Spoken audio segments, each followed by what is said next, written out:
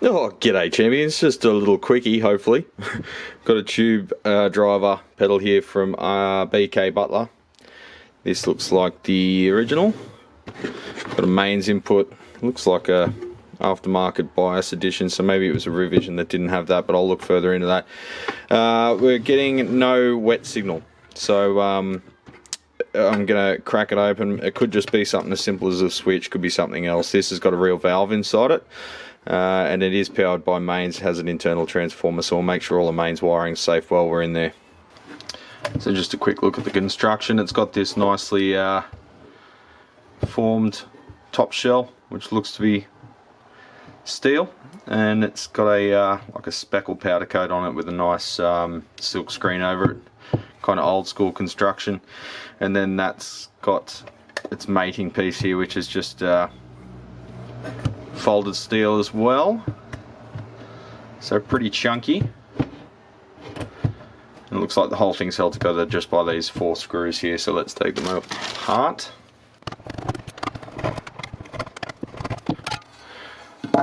There we have it, not a lot to it, just one circuit board there, revision 2.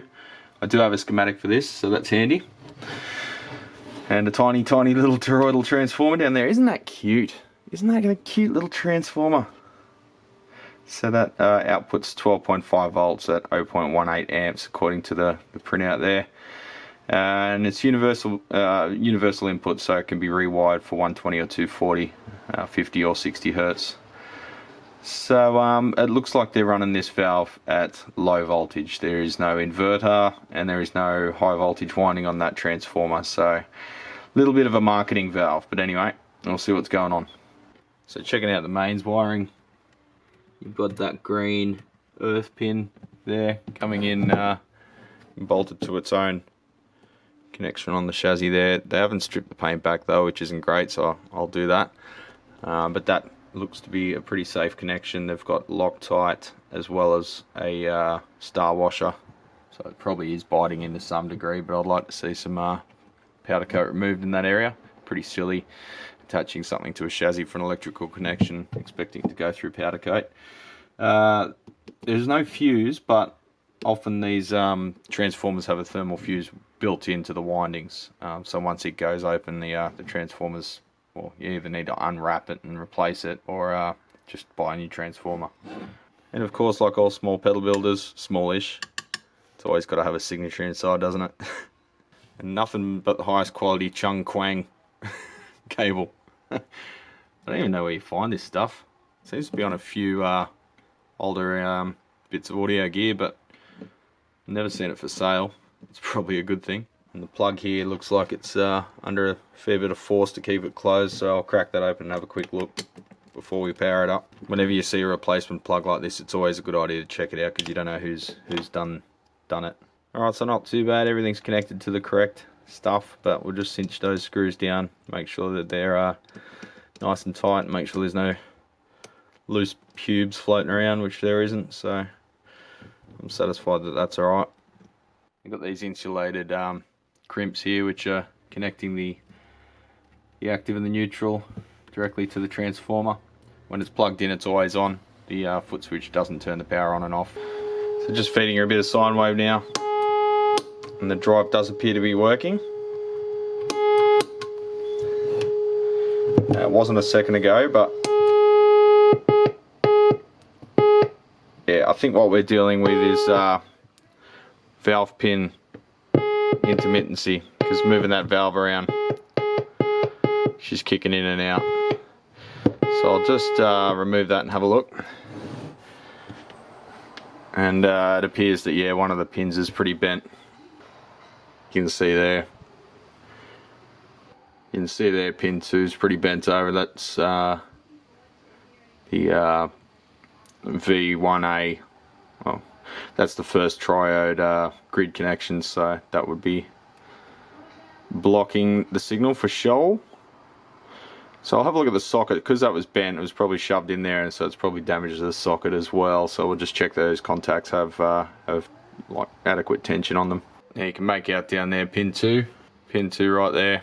Looks a little bit more open than the others, so I think that bent pin has spread those contacts open a bit further than they should be, so we'll get in there with some tweezers and retension them and see how that goes. Alright, so we've managed to close those contacts up quite a bit. We've straightened the valve pins. Let's see how she goes in. The PCB is only held by the pot lead, so it's a little bit flimsy there too. Alright, so that's holding onto it a lot more firmly. Still not great construction because it's a pedal. Gets kicked around on the ground and stuff. And there's no retentioning mechanism at all, and you kind of can't put one in because the valve sockets that come with some kind of retention assembly tend to be the hardwired ones rather than the PCB ones, because in the PCB ones usually the chassis itself is cut out to accept a valve shield, whereas in this case it's just floating in midair. So it's a lot more firm than it was. Just tell the customer to just be a little bit careful with it, not throw it around like a DS1, you know. So let's give it some power, see how it responds now. Just waiting for the valve to warm up. I'm starting to get signal.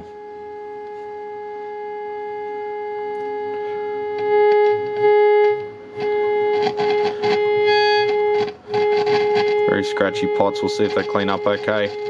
Get a lot of people asking me about what lubricants to use for pots, cleaners and lubricants. This is the one I prefer, EML by Electrolube. Nice and thin, not greasy.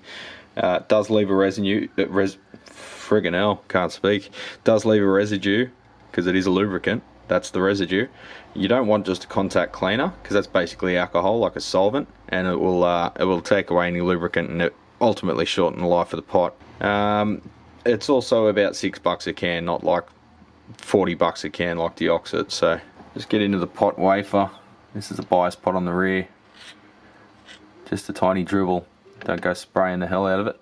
And I made a little curved one. Just put a bit of bus wire down there and heated it up with a hot air gun, bent it over at 90 degrees, let it cool.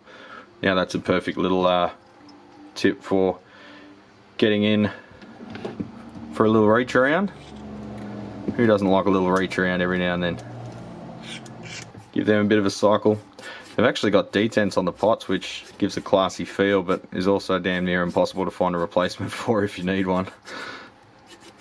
Stuff like that is ordered in quantities of like, you know, 5,000-10,000. You can get them if you want. You can put an order through Alpha, but they'll want to see an order for 5,000 or 10,000 pots, which a manufacturer can do, but a repair house, a little hole in the wall like me, not so much.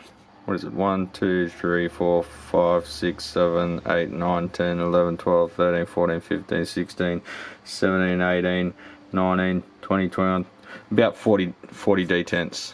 Kind of pointless, but gives a nice hand feel, you know? And that's come good.